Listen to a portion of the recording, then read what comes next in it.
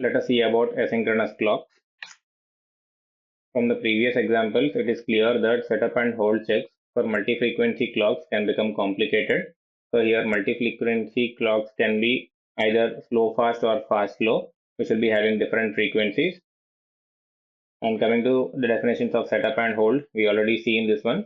So setup is something like the minimum time for which data should be maintained constant before the arrival of clock edge, whereas hold is something the minimum time for which data should be maintained constant after the arrival of clock edge.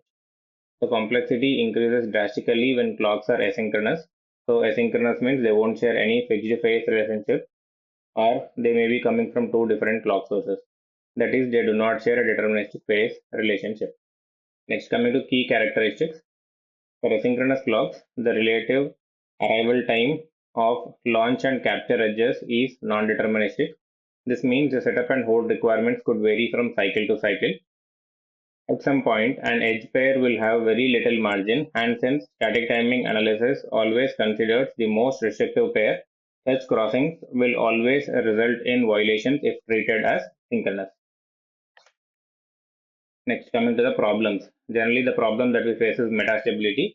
So let us understand what is meant by metastability. So in figure 7.1, two domains C1 and C2. So this is a figure which is having two flip-flops F1 and F2. One is driven by C1, another one is driven by C2, and there exists a common data path from C1 to C2. If the input of capture flop F2 changes very close to its active edge, the captured value may be unstable for a period of time. So we need to give some sufficient amount of time for the data to get captured at the capture flop F2.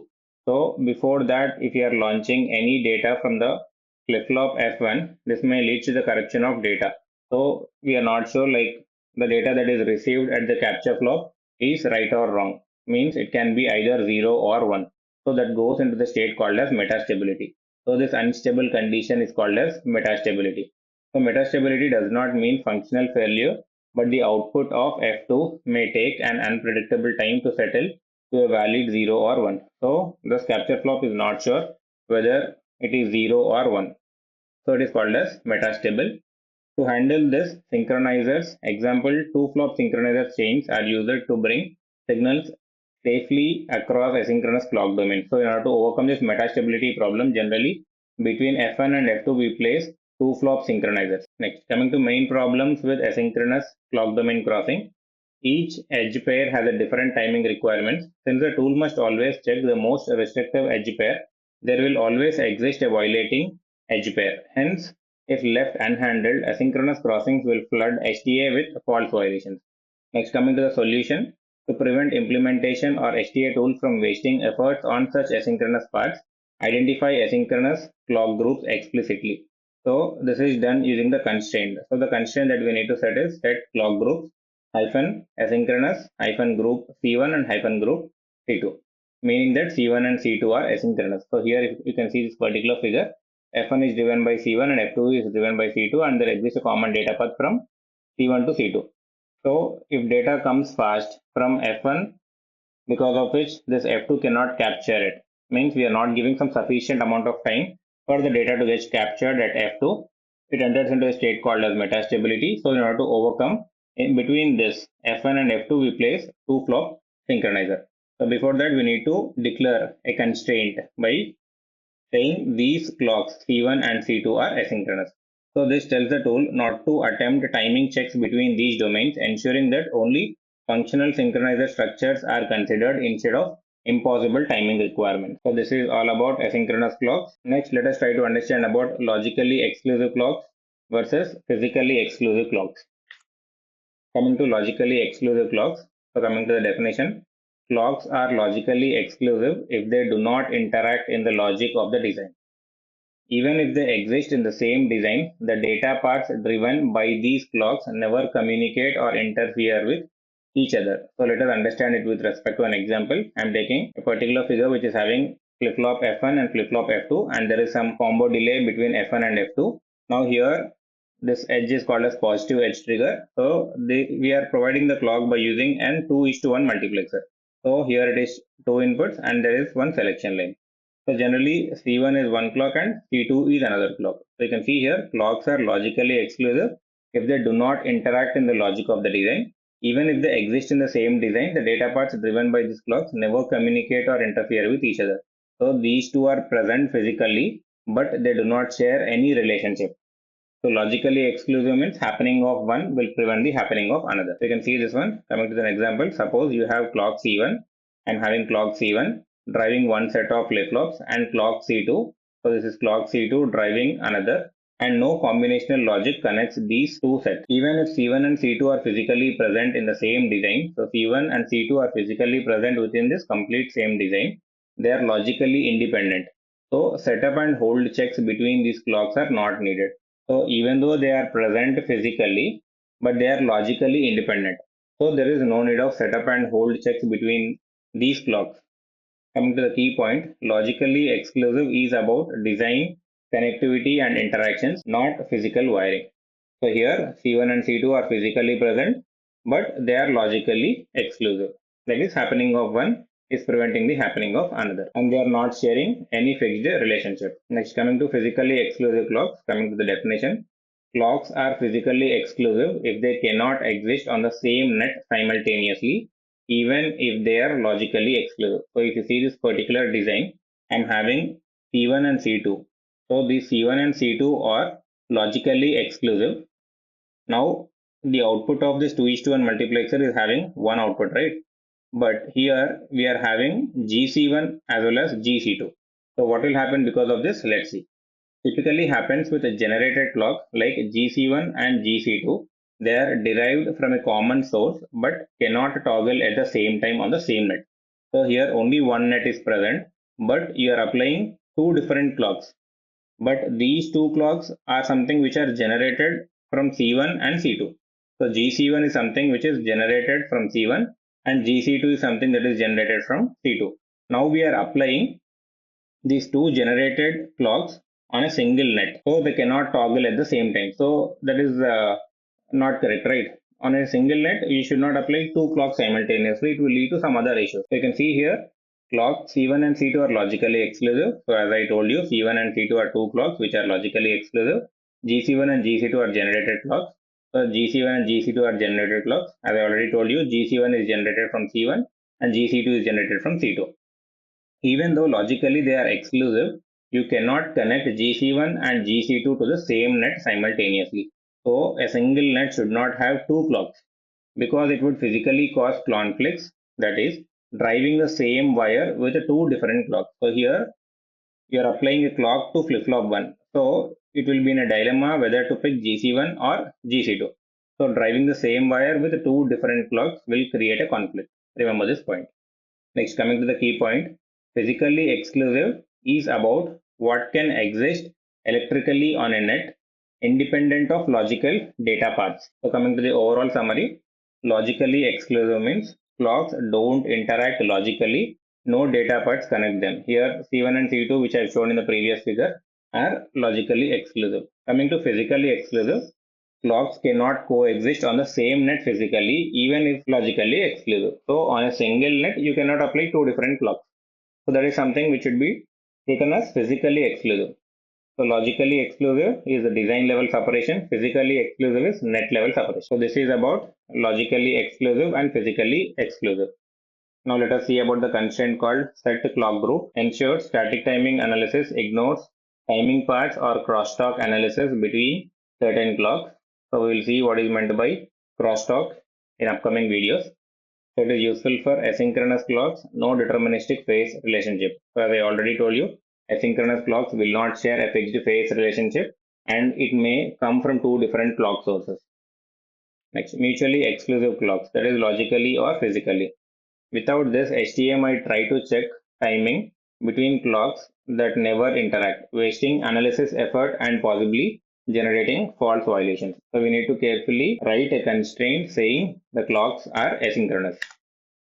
So this is the syntax: set clock group, hyphen name, some group name we have to give, and hyphen group clock list, and we have to tell whether it is logically exclusive or physically exclusive, and if they are asynchronous we need to use this particular switch, and allow paths and hyphen comment. So hyphen name is something unique name for the clock group. In order to give a name to the clock group, you have to use a switch called as hyphen name. And coming to hyphen group, So list clocks in a group. Multiple hyphen groups can be specified. Logically exclusive. Clocks don't interact logically but may have crosstalk.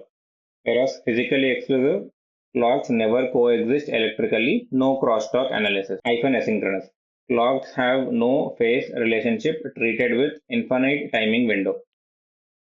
Next, hyphen allow parts. Used with hyphen asynchronous to keep timing parts active while still performing crosstalk checks. Next, hyphen comments is optional text describing the group. So only one hyphen logical exclusive or hyphen physically exclusive or hyphen asynchronous can be used for command. So if you are writing a command, you can use only one. Either you can use logical exclusive or physically exclusive, if not hyphen asynchronous. Now let us see an example for logical exclusive clocks. So this is the example which you need to consider for logical exclusive clocks. Clock C1 and C2 drive separate flops that never interact but may have crosstalk. So here C1 and C2 are two different clocks which are driving two different flops. There is no relationship between C1 and C2, that is they never interact. But as two wires are present parallelly, there may be a chances of crosstalk. Now how to write the particular constraint. So here C1 and C2 are clocks. So first we have to write create clock command. So if you don't know how to write this create clock command, please check my previous videos. I made a detailed video on it. Now let us see how to write for C1 and C2. So create clock hyphen period 10 nanoseconds hyphen name C1 hyphen waveform. The 0 is rising edge and 5 is falling edge, and this is at get ports C1. Next, this is for C2. Create clock hyphen period 20 hyphen name C2 hyphen waveform 0 and 12. So rising is at 0, falling is at 12, and this is at get ports C2. So we have written create clock command for C1 and C2. Now we have to tell these C1 and C2 are logically exclusive. So set clock group hyphen logical exclusive hyphen group C1 and C2. Means this group C1 and C2 are logically exclusive. Now coming to physically exclusive clocks. So generated clocks that cannot coexist on the same net. So you have to consider this particular example. On a single net, you should not apply two different clocks. So these two clocks are generated clocks, where GC1 is something that is generated from C1 and GC2 is generated from C2. So let us see how to write the constraint for GC1 and GC2. So these are something which are generated clocks. So that's why you have to use this particular command, create generated clock. I made a video on create generated clocks also. First please go and check that particular video. So create generated clock hyphen name. Your name is GC1 hyphen source, from where it is coming from. This is coming from C1, which is connected to 2:1 multiplexer. So for a 2:1 multiplexer, you need to consider here this pin is A, this pin is B, and here output is Z. So that's why hyphen source. This is get pins. Mux1 is the instance name followed by A pin. So here this instance name for mux is mux1 and it is connected to pin A. So that's why I'm writing as get pins mux1 slash A. Next, where I'm applying this is at get pins. This is mux1 Z pin. So get pins mux1 Z. Use switch called as hyphen combination. Now write for GC2 also. Create generated clock hyphen name GC2 hyphen source. Now this is at C2. So this can be written as get pins instance name, that is mux1, and this is connected to pin B. So that's why get pins mux1 B pin. Next, here this is at the output pin. So that's why get pins mux1 is the instance name and Z is the output pin name of 2:1 multiplexer. Hyphen combinational and hyphen add is the switch that you need to use when two generated clocks are present on a single net. Now you have to tell like these GC1 and GC2 are physically exclusive. So set clock group hyphen physically exclusive group GC1 and GC2. So these two are physically exclusive. Next, if there are any asynchronous clocks with no phase relationship, timing parts should not be considered. So if there is anything called as asynchronous, simply go with a switch called as hyphen asynchronous.